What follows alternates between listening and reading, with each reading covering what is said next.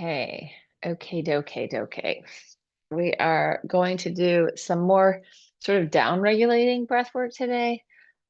Oh, let me turn on original sound. Just get this on the right playlist. Um, we're going to do Bhramari, also known as humming, also known as, I guess those are the two things, Bhramari, humming, down-regulating breath work. And it's really good for stimulating the production of nitric oxide. Nitric oxide is a vasodilator, so it opens up your endothelium, the linings of the cell walls of your blood vessels and your heart. So it gives more room for your blood to move through. It is also a antibacterial, antiviral, and antifungal. It was the molecule of the year in 1992, right? How exciting is that? Be working with the molecule of the year. So when we hum, the humming produces more nitric oxide up in the sinuses. And then when we inhale back through our nose, we're inhaling it in and it goes into our bloodstream, right? Because we inhale, the blood comes to the lungs, oxygenates, goes around, feeds the heart, and then goes out to the rest of our body. So that's our thought. And so you're not going to make these hums last forever. The hum is going to last as long as it feels good to hum. And then you can take resting breaths whenever you want. Just make sure that you're inhaling back in through your nose. If you want to make it even more exciting, which I know you do, maybe you don't, I think you do. Let's find out. If you want to make it more exciting, when you inhale back through your nose, have like a little 5 to 10 second breath hold. Just relax. Imagine you're floating in it. Soften, release, let go, allow the nitric oxide to do its magic in your body. All right. Here we go. Before we do, we're going to do 3 big breaths just to clear the stale air out of our lungs. Inhale, open it up, reach for the heavens, and exhale. Let it go. Inhale, expand, fill up, draw in the breath. Exhale, release, let go. Soften your shoulders and neck. Inhale, open it up. Chest, lungs, and heart reaching for the heavens. Exhale, coming back, grounding your energy on the planet Earth. And now we'll go for the Bhramari. So it's just a hum. Inhale, breath hold or no breath hold. Resting breaths whenever you need them, and then humming again. Here we go.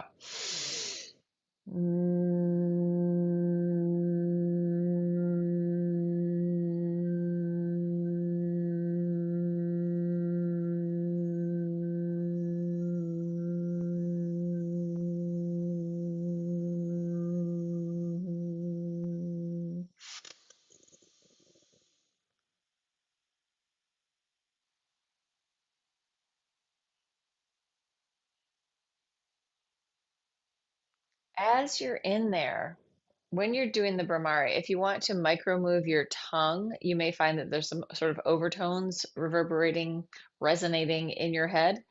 You can also feel into the vibration of the hum. Like you could put your hands on your neck, your jaw, your cheekbones. And then finally, you can micro move your whole body if you want. So we're awakening the body. This is also great for our cerebral spinal fluid, humming, singing to ourselves in a very kind, gentle manner.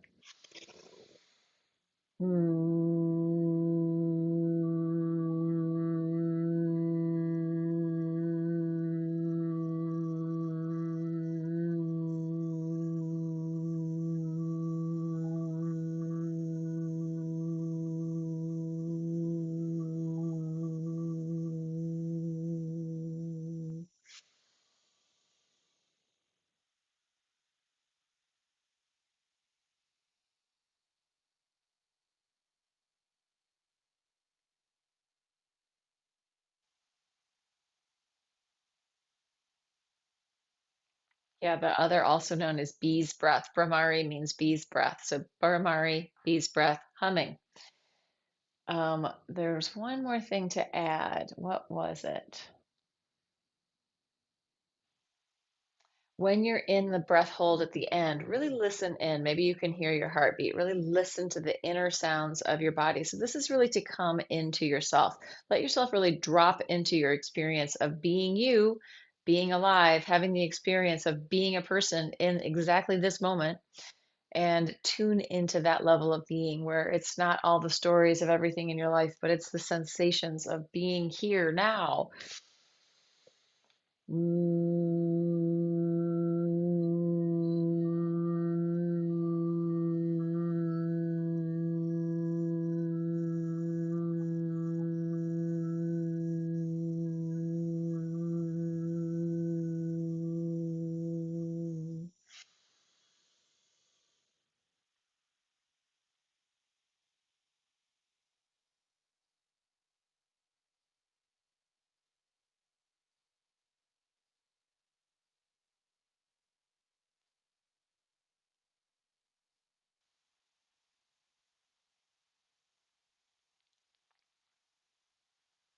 This is really good for our heart, for our blood pressure, down regulating. If our body doesn't down regulate enough, we don't digest our food well, we don't sleep well, right? We're not coming into the processing that our body needs to do to be healthy, right? Sometimes people are like, I'm like this all the time, or I can't calm down. Let me have some more coffee, right?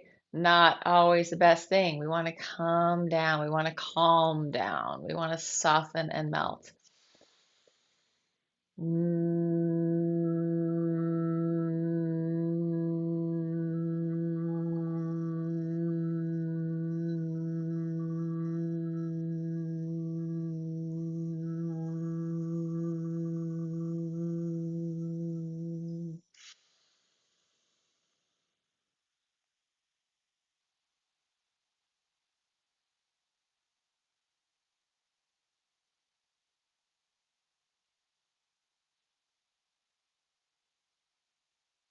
Yeah, relaxing into the stillness of the breath hold, just finding that spacious, open vastness of like the experience just being expansive and open. It's not clamped down and tight, it's expansive and open. Let's do one last breath.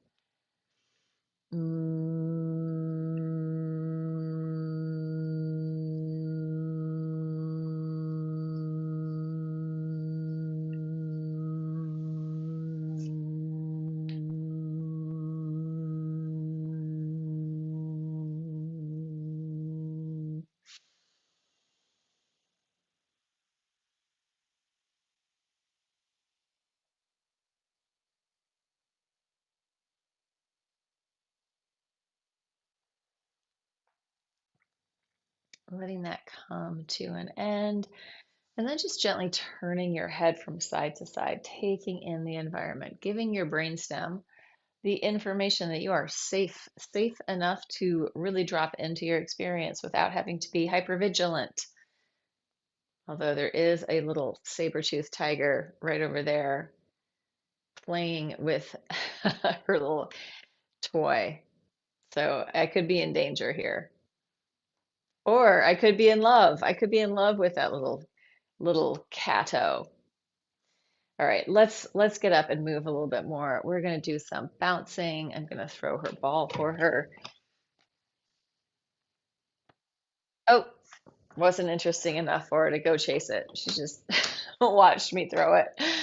All right, let's start with just some easy bouncing. Easy, gentle, giving your bones, giving your fascia, the fluids in your body, this little bouncy, trouncy, bouncy, trouncy. Try to be diverse and like I can just bounce up and down and it's kind of symmetrical, or I can shift a little bit from side to side. Diversity in your bouncy trouncy. We want some diversity, right? Diversity in our system means the system has more access to health, right?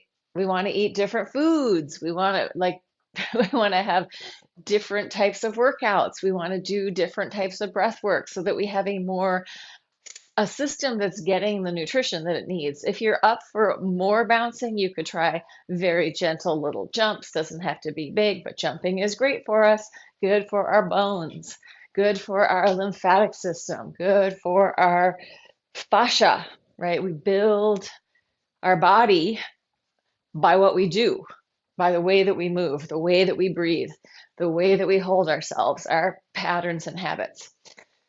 All right, let's spiral, twist. We create our form. There's another woman, I think her name is Tara Steppenberg. She is also a movement person, a generation ahead of me, I think, who has her byline on her email is, "We are patterns of energy information," right? We are patterns of energy information. Energy information is not standing still. It is movement. Twisting, seeing what's behind you.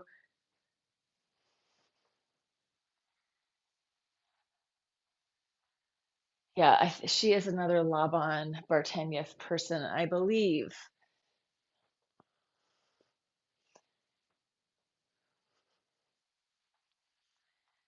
Ah, open to experience, open to life, open to the world. Doesn't mean we have to take it all in. We can block things out, but we want to be open to life flow, right? All right, let's do a little bit of Laban. Let's do some, I can take this off now. Let's do some Laban space. We are going to work first with the vertical plane. We're just going to hit the four corners of the vertical plane. So we have high right, high left, low right, low left, high right, high left, low right, low left, high right, high left, low right, low left. We're using both sides of our body. We're going to change it. We're going to cross to high left and open down to low right. So this hand is the dominant hand that is when we're talking about the space, crossing up to high left, opening down to low right. High left, low right, with a weight shift, high left. See how much my head is going off vertical? Low right, one more. High left, low right. Same thing on the other side. High right, low left. I have to transcribe it because this is the opposite for me. High right, low left, high right. Crossing to the top, we're using our left hand, or you are, but crossing to the high point, letting your head go off vertical, opening down to this low point. Jazz hands at the top. Jazz hand, not the other hand. Jazz hand, that is the working hand. Jazz hand. One more. Up and down, crossing midline. If we want to be able to read, we need to be able to cross midline. Let's just do the horizontal plane. So let's start with the left. You're going to cross over and open out. Horizontal dimension. Side across, side open. Side across, side open, side across, side open. Same thing with the other side. Crossing midline, opening wide, crossing midline, opening wide, taking up space, crossing midline, opening wide, crossing midline, opening wide. So we've moved from this plane into the dimension. Now we're going to go, let's just go backwards and forwards with your right side, taking it back behind you and then right in front of you, taking it backwards and forwards. What is this dimension called? It is the sagittal, like Sagittarius, backwards and forwards. Most people know the vertical dimension and the horizontal dimension. Fewer people know the sagittal dimension. Same thing with the other side of your body. Reaching into the back space, taking it forward, taking up some space, moving in space, forward, backward. What happens when you move in space? You crack open your fragile eggshell brain. No, a little bit. When we start to open up to space, particularly the backspace, most people aren't spending a lot of time thinking about backspace. Most of us are doing this most of the time, aimed inward. Bouncy, bouncy. Thank you, Enter Zen.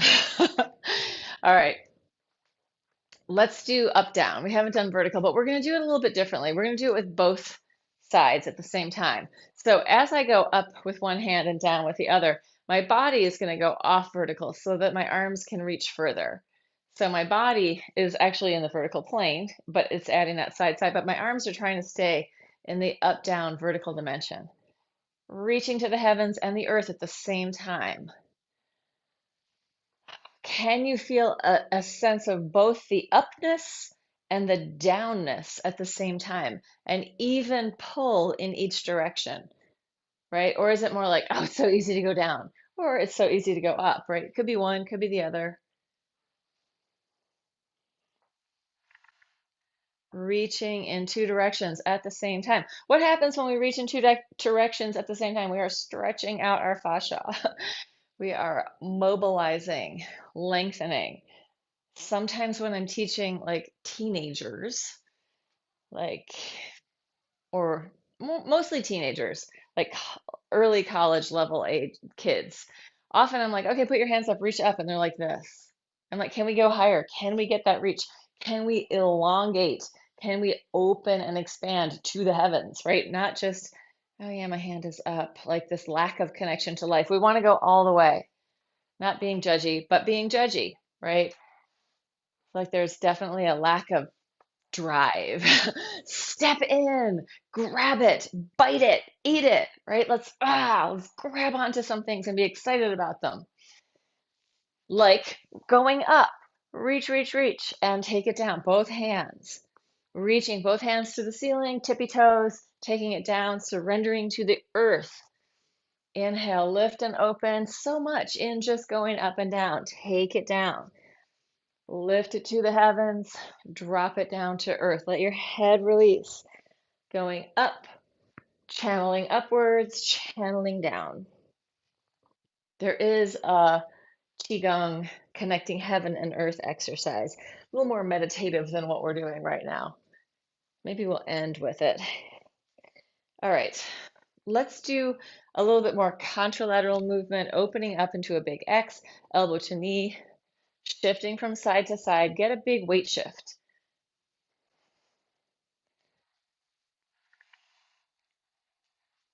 And of course, all you people in TV land, if you need to do something different or fewer or more, if you need to make it harder, if you need to make it easier, by all means, do it. It's your body. I am not here to police your body. Let's take it to the back. Same thing, touching in the back. This coordination, if you haven't done it, might be like, wait, what am I doing? Opposite hand to foot. Now, we're going to challenge ourselves to go front, front, back, back, front, front, back, back, cross, cross, cross and back, cross and back. The legs just keep doing the same thing. We're just hitting in the front and then in the back.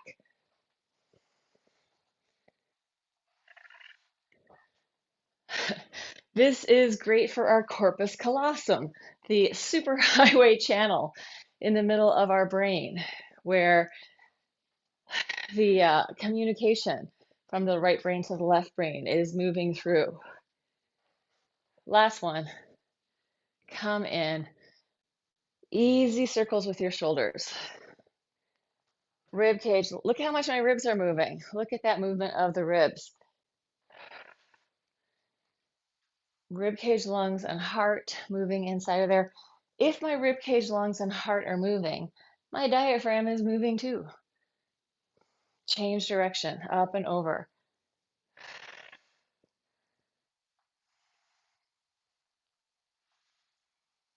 And then we're going to take hands on our shoulders. We didn't do as many in the other direction. I feel like it feels better opening than going over the top. Hands on your shoulders, circles, big circles. Mobilizing this rhythm of movement between our collarbone, our humerus, and our scapula. Here we go. collarbone, humerus, scapula, right? Change direction, circle the other way, big circles. Really opening to the back, elbows trying to touch in the front. Nice movement for your rotator cuff. Shake it out, shake it out, shake it out. And let's take it down to the floor.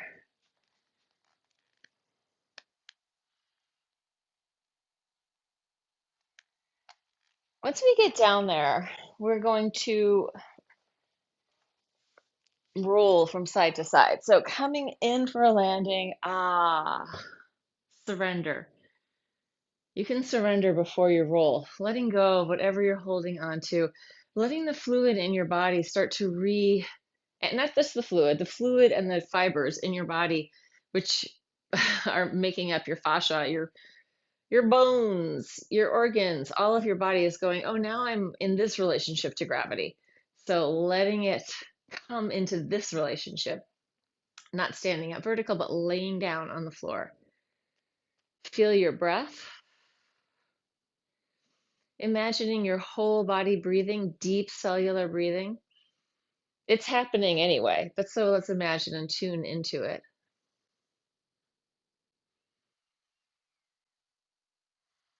Spacious cellular breathing. And from there, gently roll like you're being sloshed from one side to the other. Water in your body like a gentle wave moving you from side to side. Letting your head, neck, and shoulders relax. Hips, glutes, back body, getting a massage as you roll from side to side. As you're in this rolling, see if there's any tension you can melt away. Soften, slow down, compress your back with your weighted body.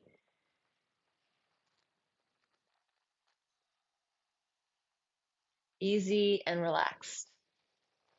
So even doing this kind of movement, like in a way, it's also building your bones because we've got this different relationship to gravity and we are compressing into the floor, right? The weight of our body dropping down, the fluids moving around.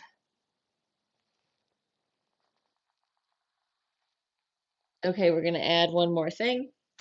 You're going to roll to the side and in any way come up to sit sideways.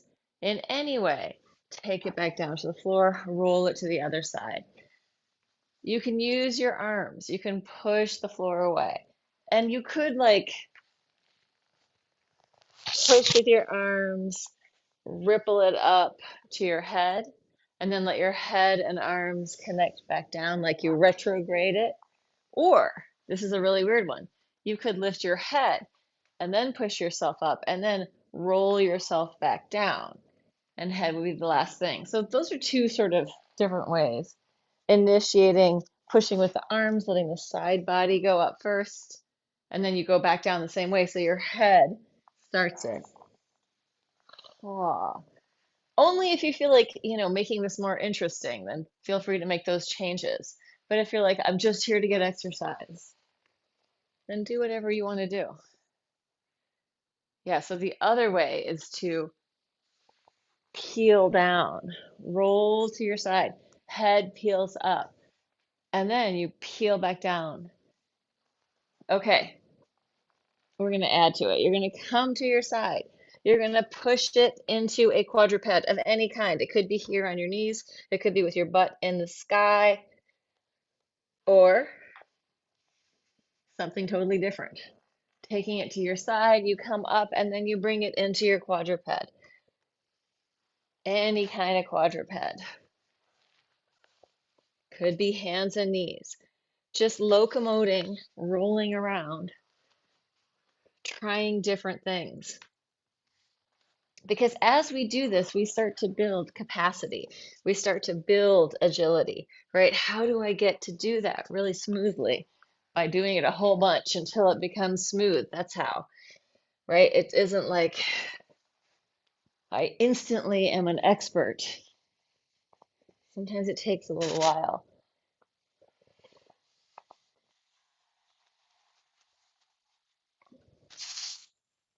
And the best learning is coming through play.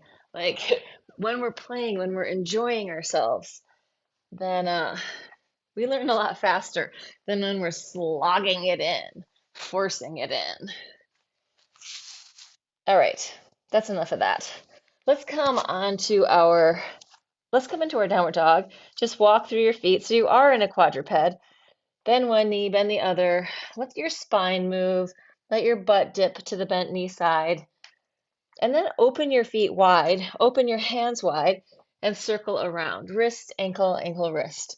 Just mobilizing your body. With bent knees, we're not going for a downward dog at this moment. We're just bent kneeing it around.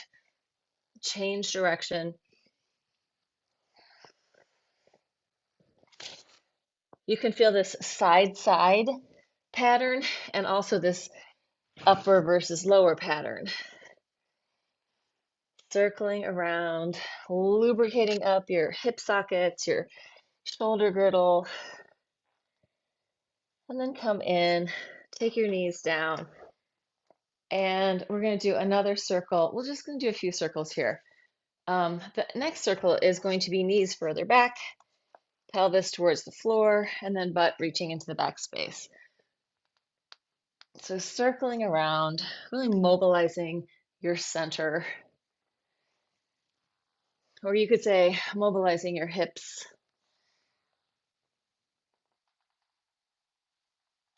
And change direction.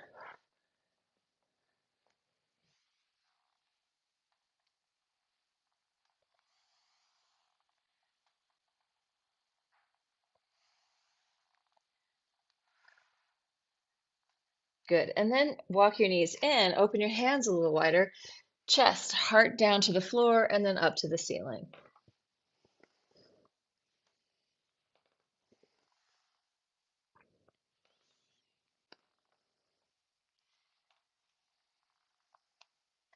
Change direction. Really pushing through the top. So we're not just going to like a flat back here. We're pressing up and then dropping down.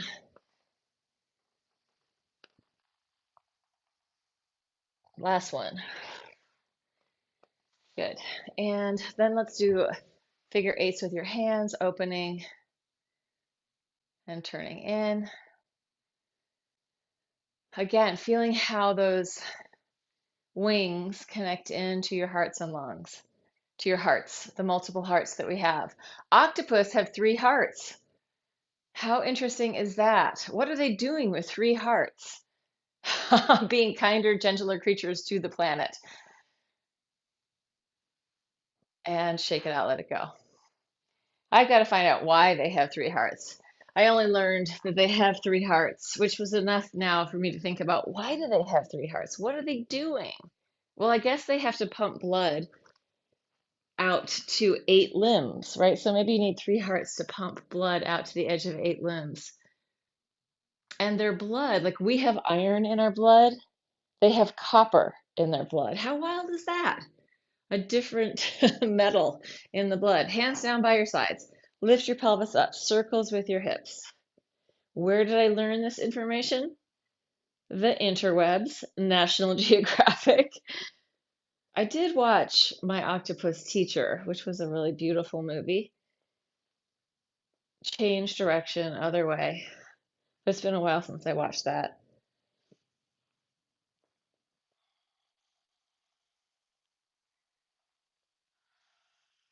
Breathe.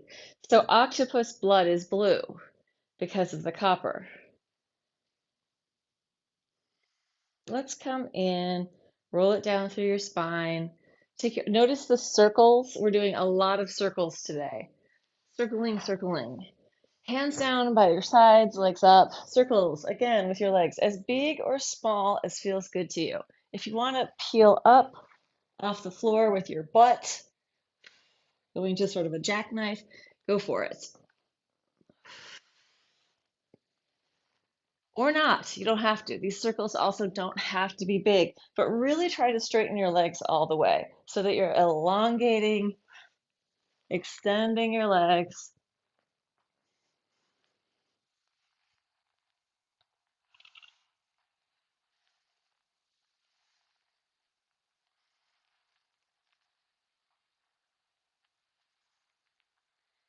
One more. And relax. Oh, drop it down into the floor. Let go. Again, let your weight really drop. And from here, we're going to take a heel rock. You're digging your heels into the floor, bobbling your spine, your neck, and head. Breathe. Ah, let it go. And then release that and just turn your head from side to side. Relax your neck and jaw. Either here in this laying down position or with bent knees, whatever feels good to you. Let's just do a couple more hums, right? Letting our body soften, down regulate, rest and digest, soothe and settle. That's the down regulation, parasympathetic side of your nervous system. And probably most people aren't getting there enough. So here's our opportunity just to calm down, to go in and hum. So same as what we were doing before. You're going to take a big breath, take the long hum, inhale. If you want to have a little float there in your inhale or not, you can just start again or take resting breaths. If you feel like the humming is stressful, just breathe slow. You could do a hiss. Here we go.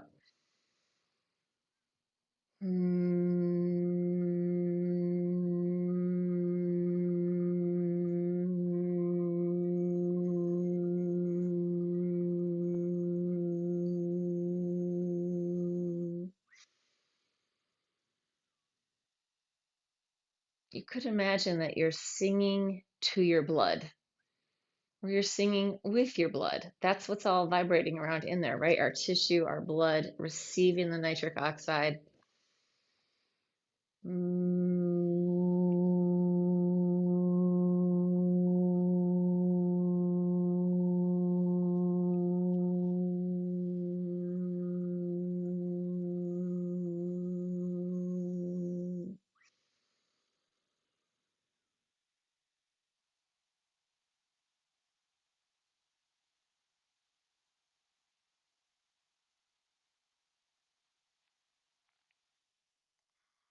Resting breaths whenever you need them.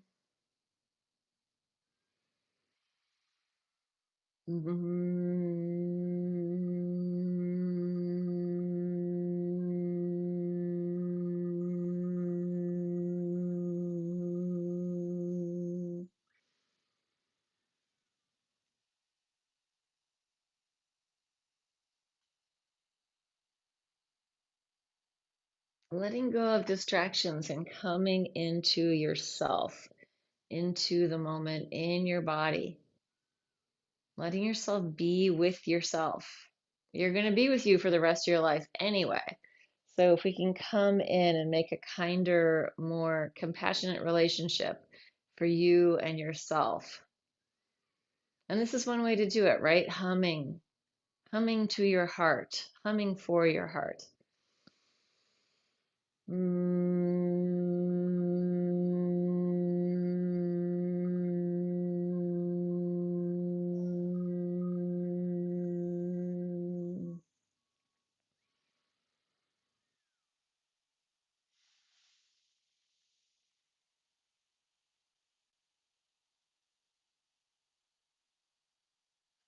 Resting in your heart.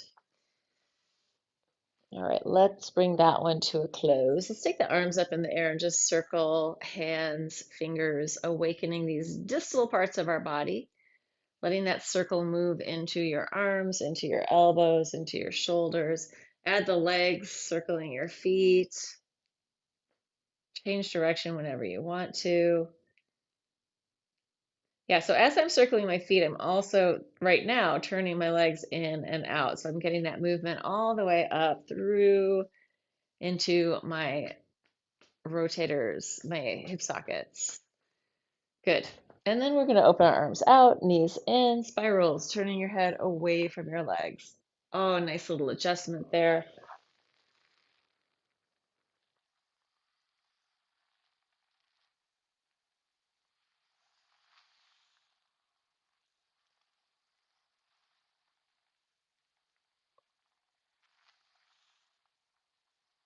Yeah, the down regulation in our body is recuperation time, right?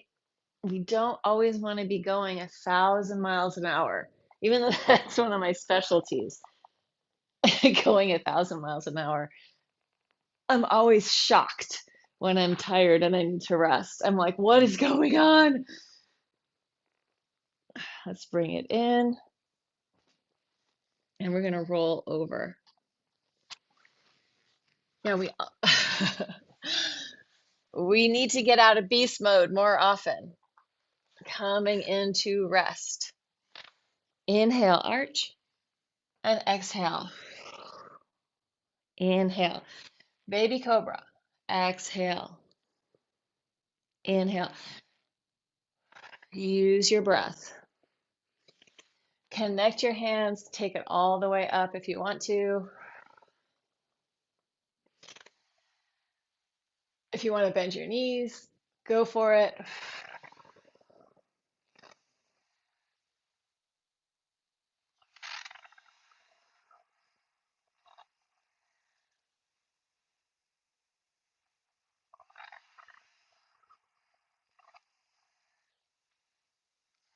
Good. And take it back.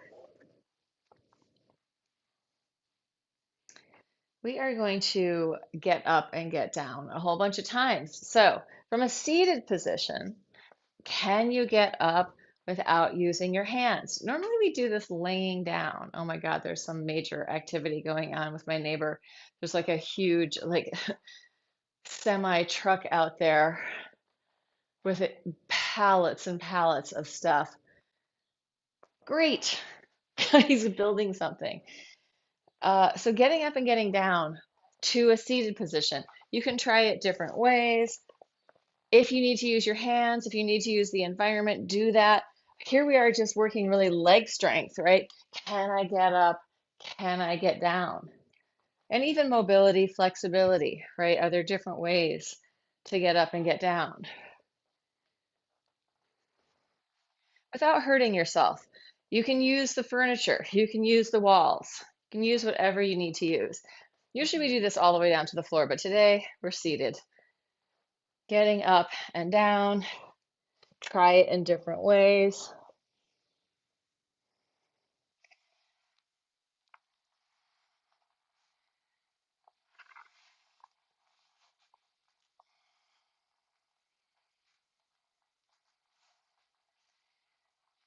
Trying to find a flow of movement to take you up and take you down. Oh, yeah.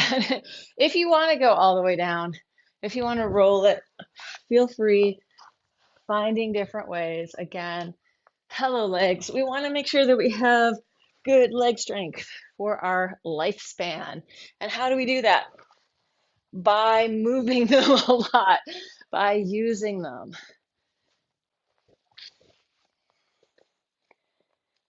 All right, let's take it back down to the floor. We're going to open up into a straddle. Once you're in your straddle, circle your guts. Take it slow. Feel that movement. And then go the other way.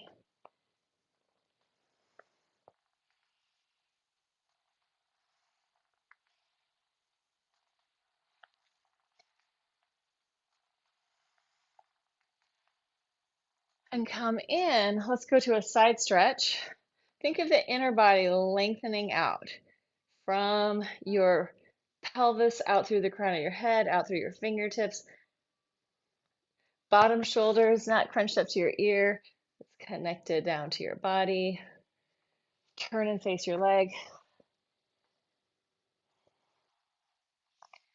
Back to the side stretch and open it up. Over to the other side. Side stretch. Breathe. Inner body lengthening, opening. Try not to let your butt, so this butt could pop up. You can see the light under my leg there. Try to keep that on the floor. Stretching from the inside. Take it down and face your leg.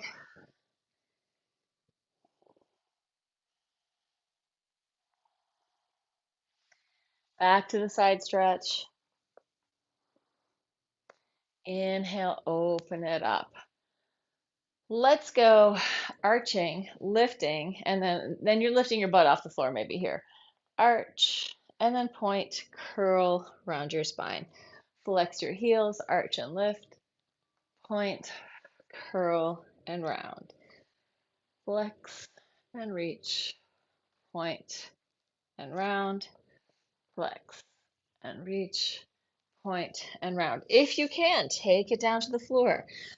Flex and arch to come up. You're going to come up over the top, pointed toes, rounded spine, lengthen it down, reach it out, flex and open. Up over the top, point and curl, stretch it out, arch to come up, lengthening, curling, reach it out and arch. Last one, up and over, round your spine, reach it out and open it up. Good. Bring your legs together. Give them a bang up and down. Hamstrings and calves loosening up. Rotate in and out. And we're going to do some push-ups. I'm going to do, how am I going to do this? What do I want to do? I'm going to do regular pec push-ups. So I delineate like tricep push-ups, like yoga push-ups with your elbows right by your sides here. And then more pec push-ups, football style push-ups, I don't know, with your elbows going out and your hands a little bit wider. Knees can be on or off the floor for these. I am going to do them with my knees off the floor, and then I'm going to drop my knees down in between. So I'm going to do a push-up and then a knee drop. If you could either do a push-up and a knee lift if you wanted to do it that way. Here we go.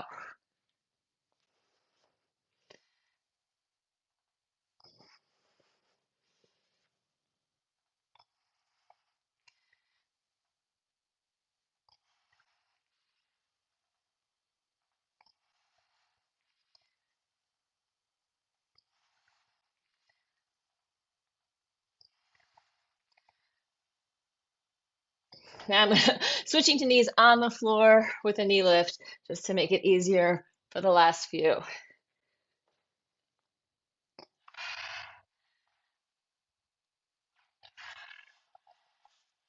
Ah, in order to get better at the hard things, we have to do the hard things, right?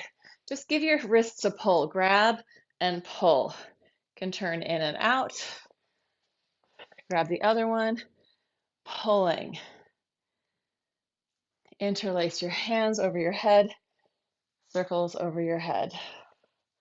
Mobilizing rib cage, lungs, and heart. Change direction. Breathe. Take your arms out slightly in front of you. Spiral in, spiral out. Rotate in, rotate out. In and out, in and out. We'll come to standing. Take your hands behind you. Interlace your fingers. Reach your hands down your butt. Take your pelvis forward. Lift your sternum forward and high.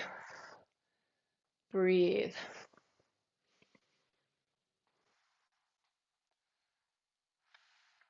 You can try to lift your hands in the back, away from your butt. Release it, soften, change so non-dominant finger is in front, and then reach it down. Come into that arch, pick up your arms, breathe. Good, and release it, bring it in. Inhale, open it up. Exhale, shake it out, shake it out, shake it out. Bounce. Have a couple of breaths bouncing. And inhale, open. Exhale, shake it out, shake it out, shake it out. Decrustifying your mind and body. Inhale, open. Exhale, shake it out, shake it out, shake it out, shake it out. Alrighty. We are donezo. Finito. So anyone who made it to the end, you win the prize. Have a celebration. Yay! Leave a comment.